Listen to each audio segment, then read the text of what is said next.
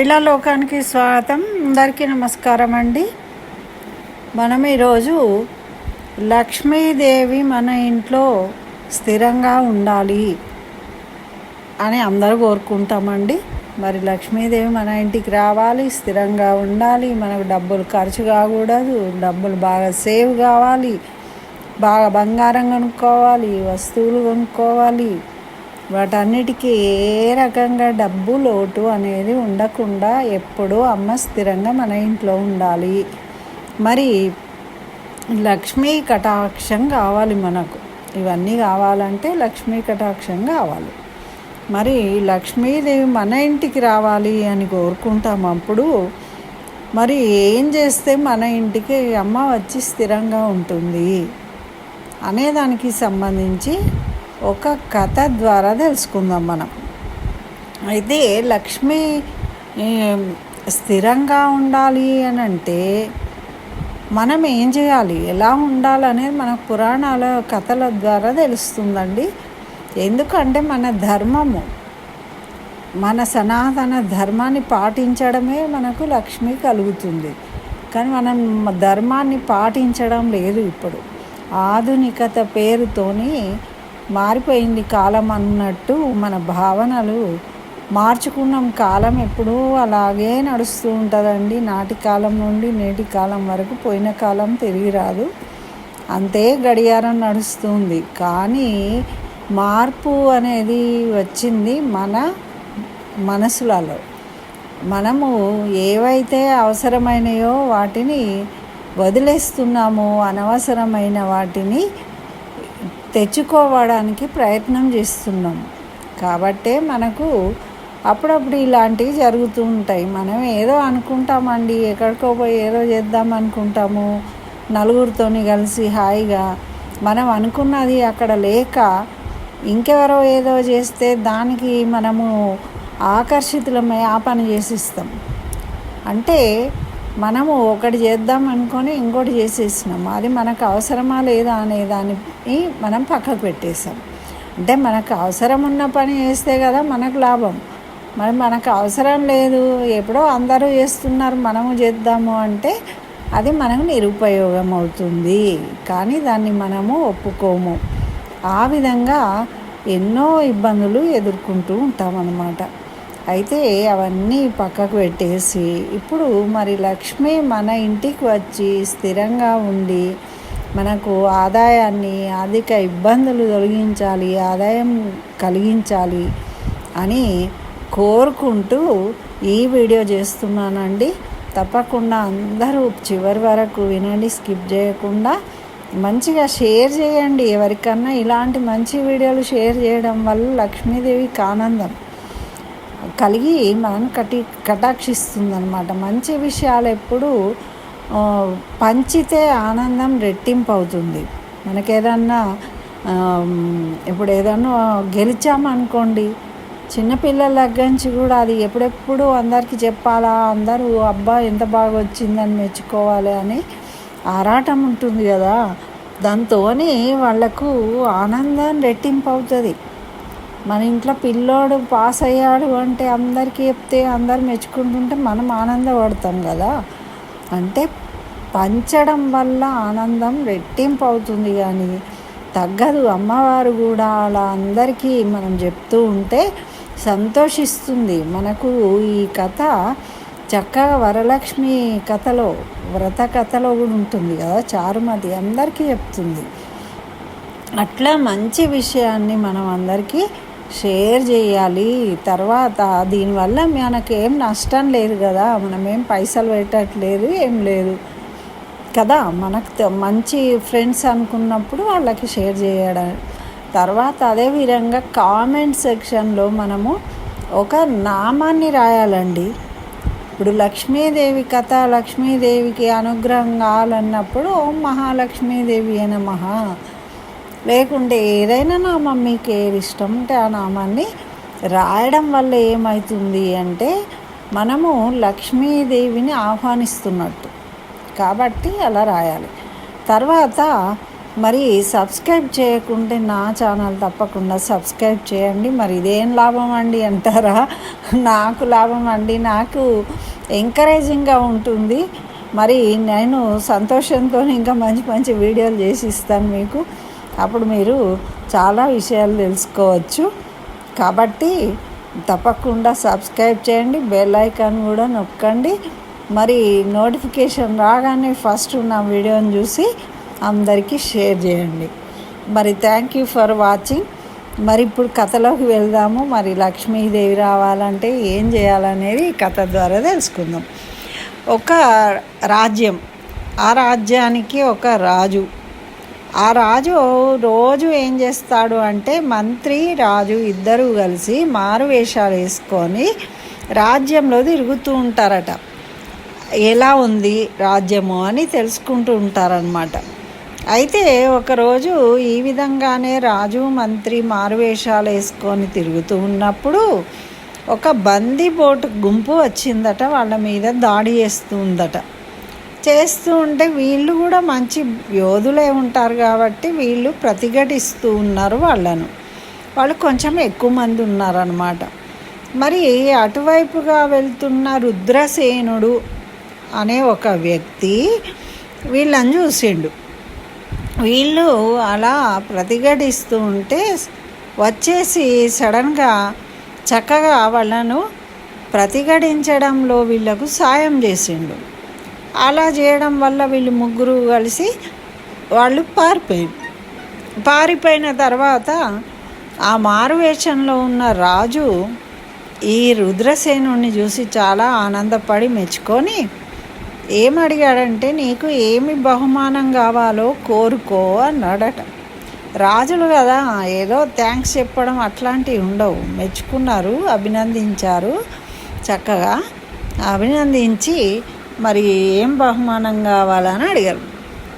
అడిగితే రుద్రసేనుడు ఏమన్నాడంటే, తమరు ఆపదలో ఉంటే కాపాడాను కానీ ఏదో ఆశించి మాత్రం నేను ఈ పని చేయలేదండి. మానవత్వంతో మీకు ఇబ్బంది కలిగిస్తూ ఉన్నారని మీకు సాయం చేశానంతే అని ఒక వీరుడిలా మాట్లాడిండు.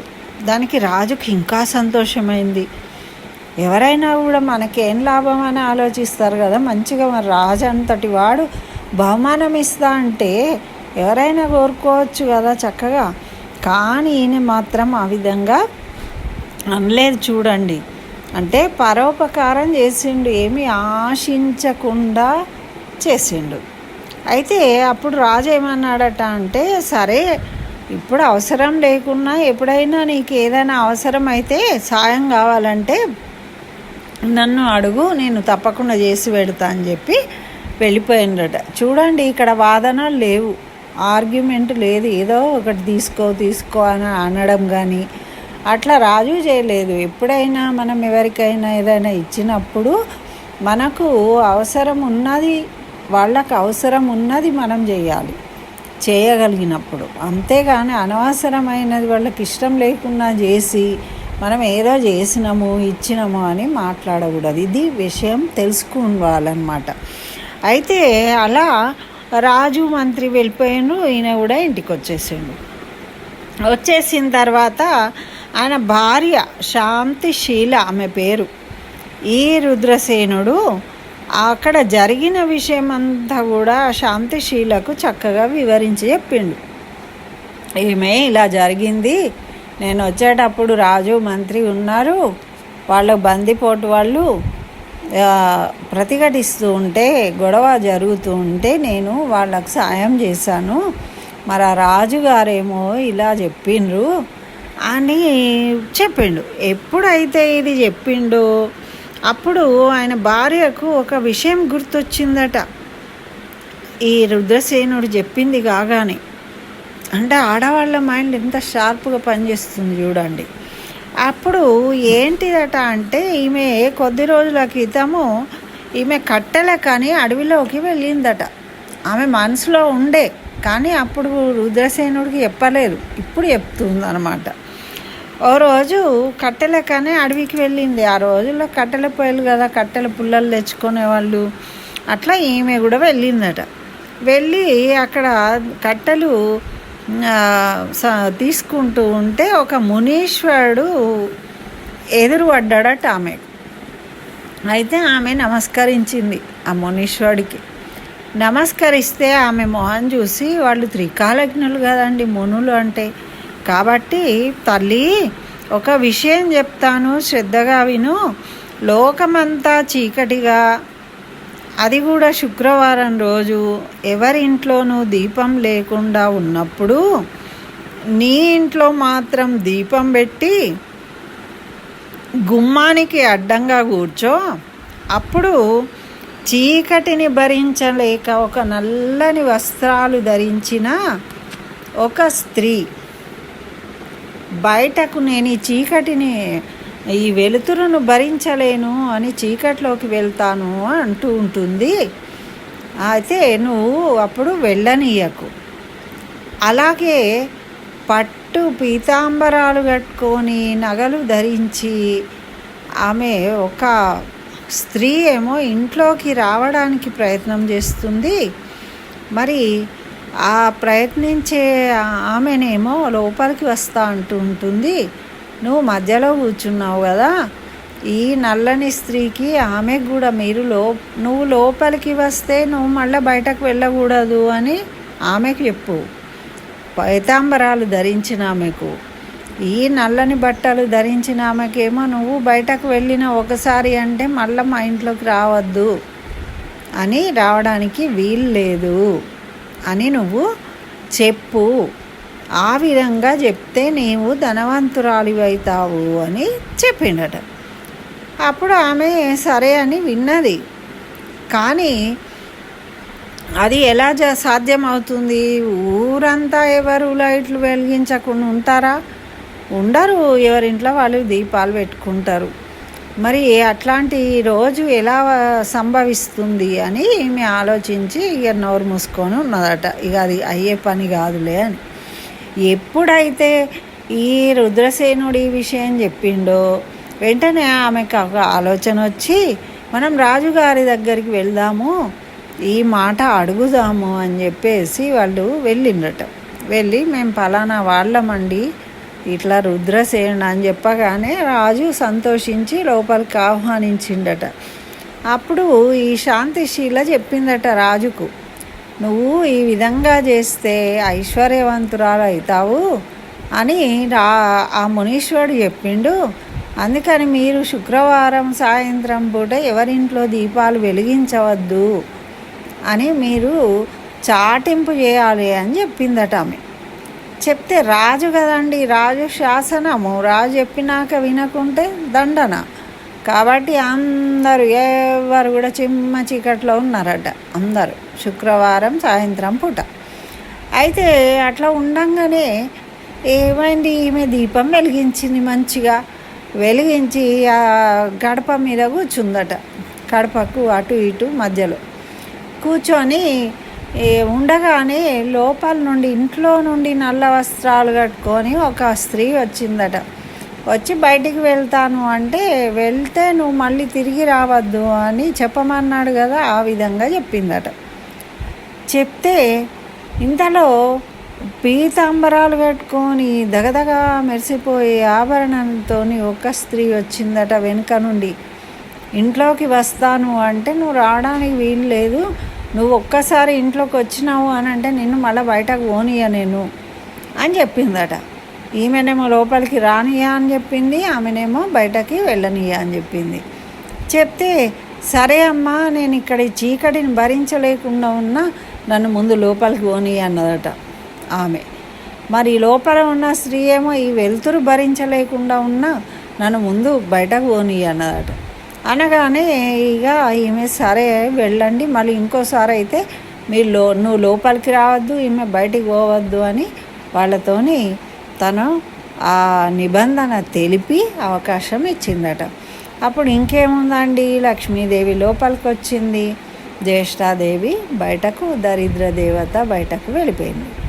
ఇంకా రావద్దు కదా, ఈ లక్ష్మీదేవి స్థిరంగా ఉండాలి. అలా అప్పుడు ఆమె ఐశ్వర్యవంతురాలైందట. చక్కగా ధన కనక వస్తు వాహనాలతో ఇల్లు అంతా ప్రకాశిస్తూ ఉన్నదట ఆమె ఇల్లు. ఆ విధంగా జరిగిన తర్వాత ఈమె ఆలోచించుకున్నది, అయ్యో మరి నేను దీపం పెట్టి నేను ఐశ్వర్యవంతురాలనైనా కానీ రాజు చాటింపు చేయడం వల్ల అందరూ దీపాలు పెట్టుకోక వాళ్ళందరూ పాపం చీకట్లో ఉండి బాధలు పడ్డారు కదా అని ఆమెకు కొంచెం బాధ అనిపించిందట. బాధ అనిపించి ఏం చేసింది, లక్ష్మీదేవిని ప్రార్థించిందట. ఇట్లా అందరికీ ఇబ్బంది కలిగించాను కదా తల్లి, మరి నువ్వు నా ఇంటికి వచ్చినట్టే వాళ్ళ ఇంటికి కూడా వెళ్ళాలి, వాళ్ళకు కూడా అవసరమే ధనము కాబట్టి అని కోరిందట.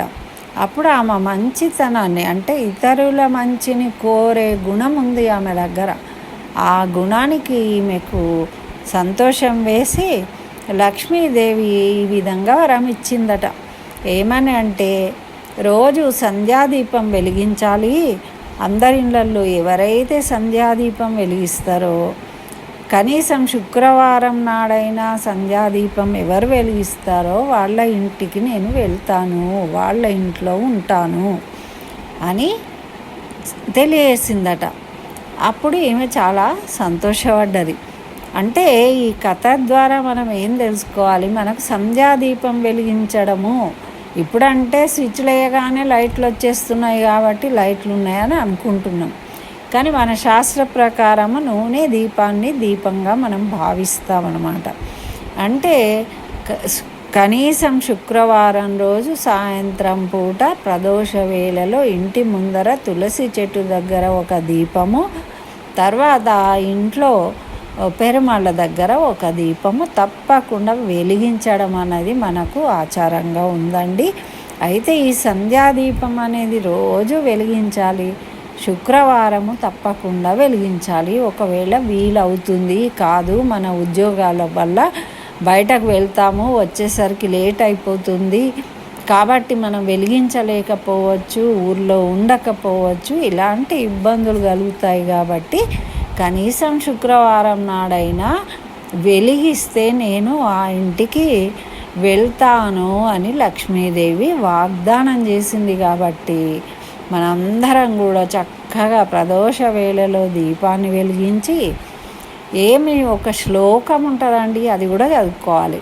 ఏంటి ఆ శ్లోకం అంటే, శుభం భవతు కళ్యాణి ఆరోగ్యం ధన సంపదం మమ శత్రు వినాశనం సాయజ్యోతి నమోస్తుతే. ఎంత మంచి శ్లోకం అండి. శుభం భవతు కళ్యాణి, ఓ కళ్యాణి మాకు శుభాలనివ్వు. ఆరోగ్యం ధన సంపదం, ఆరోగ్యాన్ని ఇవ్వు. సంపదలు ఇవ్వు, ధనాన్ని ఇవ్వు. సంపదలు అంటే ఏవైనా కావచ్చు, డబ్బే కాదు, ధనము అంటే డబ్బు. మరి మమ శత్రు వినాశనము, నాకు ఉన్న శత్రువులు, మనలో కోపం ఉంటే అదొక శత్రువు, అహంకారం ఉంటే అదొక శత్రువు, మనకి ఇంటి పక్కన వాళ్ళు దిష్టి పెట్టేటోళ్ళు ఉంటే వాళ్ళు శత్రువులు, మానవ రూపంలో ఉన్న పక్కన ఉన్న శత్రువులు ఉంటారు, మన లోపల కూడా అంతర్గతంగా చీటికి మాటికి కోపాలు వచ్చే శత్రువులు అవి ఉన్నా కూడా మనము లక్ష్మీదేవిని కోల్పోతాం. కాబట్టి అవన్నిటినీ నశింపజేయి. ఇంకా చిన్న శ్లోకం అండి, ఎంత ఈజీగా ఉంది. ఆ దీపం వెలిగించి రోజు సాయంత్రం ఈ శ్లోకాన్ని పఠించి ఆ దీపానికి నమస్కరించుకొని కాస్త దీపం మాణిక్యం కింద ఒక ప్లేట్ పెడతాం కదా, అందులో కొంచెం పువ్వు ఉంటే పువ్వు, కాస్త చక్కెర వేసి ఒక అగరబత్తి వెలిగించి దానికి ధూపం ఇస్తే, అంటే మనం జ్యోతి స్వరూపము మన భగవంతుడు, జ్ఞానాన్ని ఇచ్చేవాడు, వెలుతురుని ఇచ్చేవాడు, ఆర్పేవాడు కాదు. కాబట్టి మనం ఏది చేసినా ఫస్ట్ దీపాన్ని వెలిగిస్తాం. అంత ప్రాముఖ్యత అండి సాయంత్రం దీపం వెలిగించడం అన్నది. కాబట్టి అందరూ కూడా ఆ విధంగా చక్కగా దీపాన్ని వెలిగించండి, ఈ శ్లోకాన్ని పఠించండి. ఆ అమ్మవారిని కటాక్షం తప్పకుండా అందరూ పొందాలి. అందరి ఇళ్లల్లో అమ్మవారు స్థిరంగా ఉండి చక్కగా సుఖశాంతులతో ఉండాలని కోరుతూ స్వస్తి. జై శ్రీమన్నారాయణ. సర్వం శ్రీకృష్ణ చరణారవిందార్పణమస్తు.